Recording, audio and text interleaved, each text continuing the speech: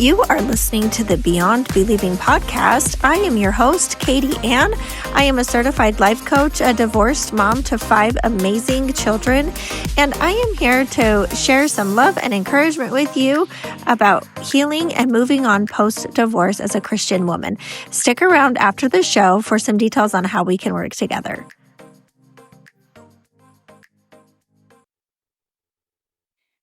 You are listening to the Beyond Believing podcast, episode number 53.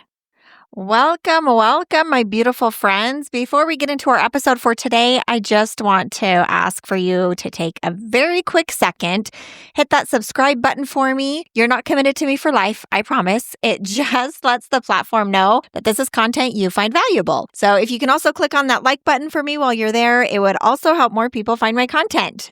All right, and I am still doing my new case study I'm calling Selah Healing. It's designed just for divorced Christian women like you. It's 12 weeks of private coaching with me where we get crystal clear on how to create the life post-divorce where you wake up refreshed and at peace every day.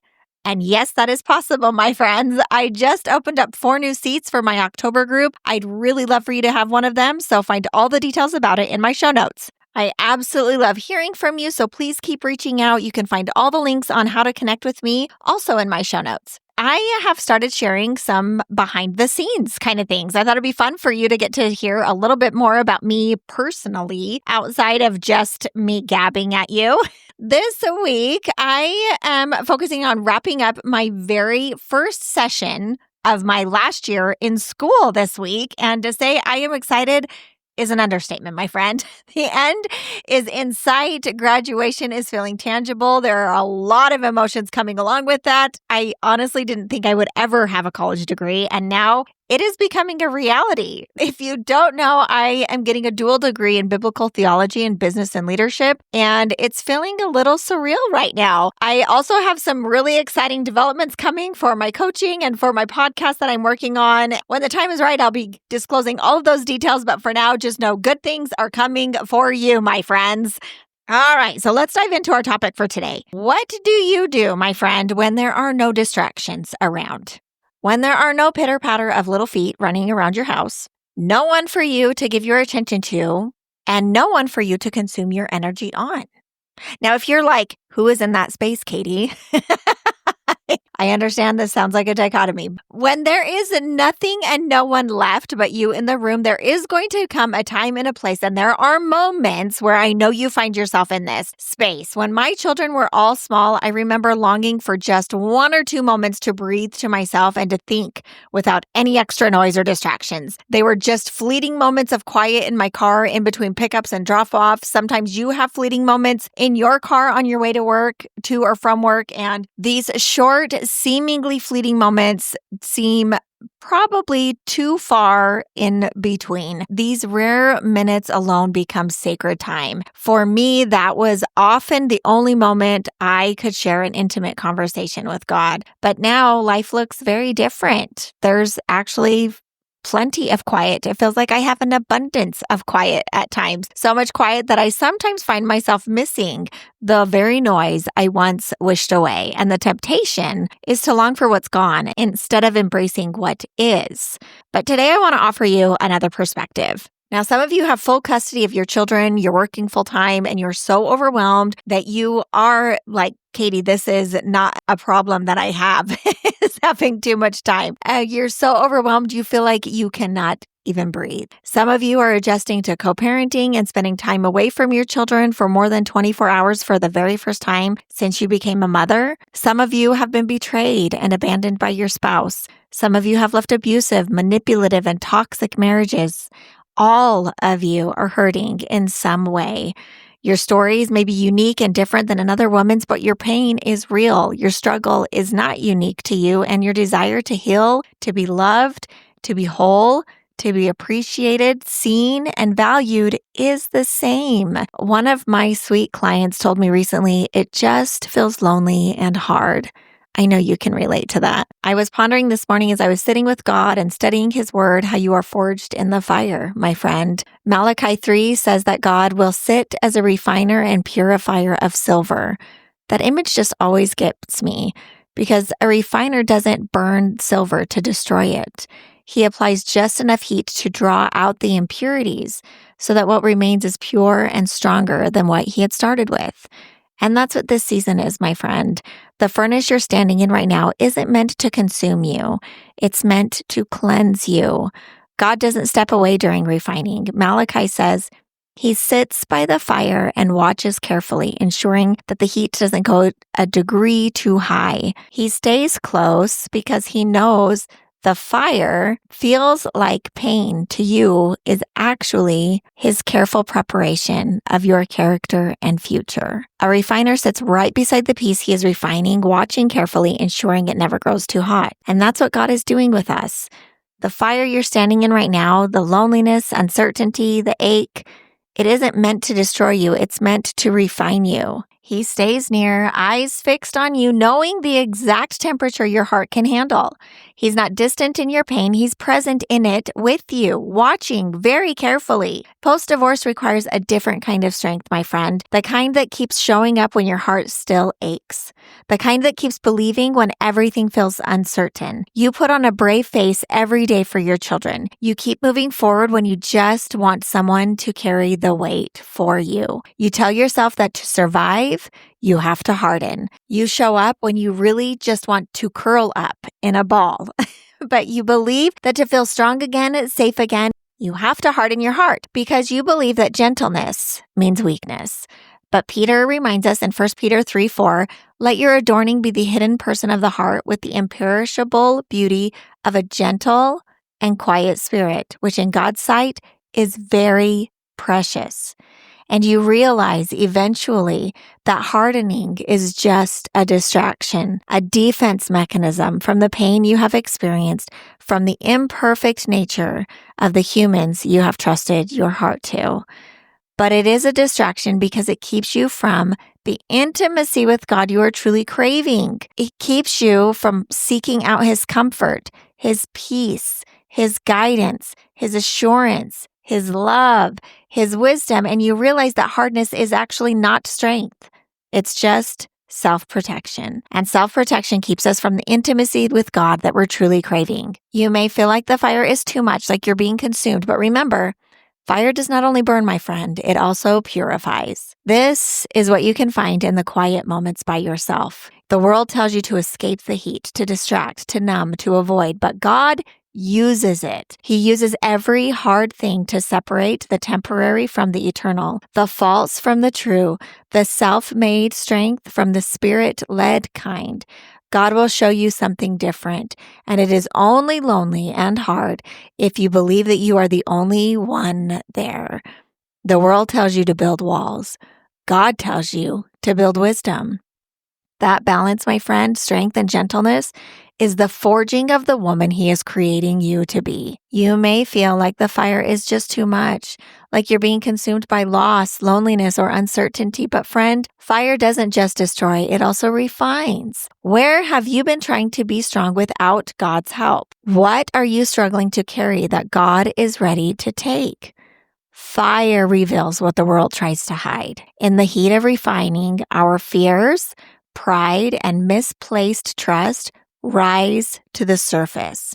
And that's not failure, my friend. That is transformation. It's not that God doesn't already know what's inside of us. He allows the fire so we can see it, we can name it, and we can surrender it back to Him. You cannot refine what you will not see. And He loves you too much to let you stay hidden behind walls that keep Him out. So if you're in that quiet room right now, if the stillness feels too heavy or the silence feels too loud, don't harden your heart just to survive it, friend. Invite God into it. Let His presence fill what feels empty. His arms are truly more abundant than any you'll ever know. Psalm 27:4 says, "One thing have I asked of the Lord, that will I seek after, that I may dwell in the house of the Lord all the days of my life, to gaze upon the beauty of the Lord and to inquire in His temple." Matthew 7:8 reminds us, for everyone who asks receives, and the one who seeks finds, and to the one who knocks it will be opened. And Lamentations 3:24 declares, "The Lord is my portion," says my soul. "Therefore I will hope in him." What is the one thing you truly desire and are asking the Lord for? Hannah's story reminds us you are always one decision away from a different experience. She decided to stop grieving what she didn't yet have and chose to rest in who God is. That decision changed everything for her, and you can make that same decision today. Choose peace over panic, surrender over striving, wisdom over walls, because this refining fire you're walking through isn't meant to leave you ashes, my friend. It's meant to leave you gold. Last week, I shared Hannah's prayer that she prayed after she conceived Samuel. But before she prayed that prayer, she poured out her heart to God at the temple in such distress that Eli thought she was drunk. Hannah's comfort and praise of God did not come when she had her prayer answered, though. It came when she approached God for comfort, when she surrendered, when Eli reminded her that the Lord was with her. In 1 Samuel 1:18, it says, "Then the woman went her way and ate, and her face was no longer sad." Nothing had changed on the outside for her yet, friend. Her circumstances had not changed. Her womb was still empty, but her heart had shifted. She had laid her pain at God's feet and trusted Him to hold it. My friends, just because you are in a season of uncertainty does not mean the Lord has forgotten you. And then in verse 20, it says, "In due time she conceived." You see, Hannah's due time wasn't just waiting, it was refining. The fire she walked through purified her desires, her faith, her identity, and she waited, confident in the Lord. Her conception did not happen immediately because she surrendered. It took time. Just like the refiner holds silver in the flame until he can see his reflection, God holds us in refining seasons until we reflect His image more clearly. That's the point of the process. Not punishment, not delay, but transformation. Your pain is real, friend. Your suffering is genuine. Your struggle is real. But you are not forgotten and you are not alone. The waiting isn't wasted. The fire isn't punishment. It's preparation. It's refining. Bring your pain, your suffering, your struggle to the Lord and lay it at His feet. And as Hannah did, leave it there and stand firm and confident that you are the Lord's and He has a plan for you that is fulfilled. It is done. Walk confidently before Him. Focus your eyes on Him and seek out His promises for you in His Word. You do not have to hide your suffering and grief from Him. Surrender it at His feet and leave it there and allow Him to guide you and comfort you. Seek out godly women to remind you of your strength and of His promises for you. What if your comfort isn't in the outcome, but in His presence right now? Hannah made a decision to no longer be sad or to grieve what she did not yet have. You are going to have to do the same. I remind my clients of this all the time.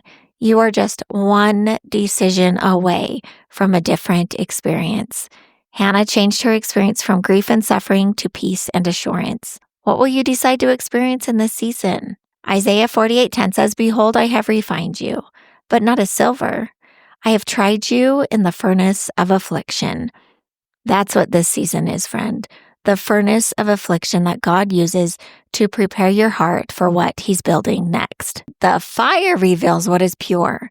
It burns away the impurities, the false strength, the self-protection, the fears that can't come with you into your next chapter. And when you emerge, you won't just be stronger, you'll shine with the reflection of the one who held you through the fire. If you are truly seeking after Him and His kingdom, His plan and purpose for you, then decide to believe that it is yours already and live like you believe it. This, my friend, is how you are forged. This is how you are prepared. This is how you are refined. And this is how you find rest, peace, comfort, and strength with God as the author of your story and the keeper of your heart and future. You are not broken beyond repair. You are being refined. Have a great day, my friends.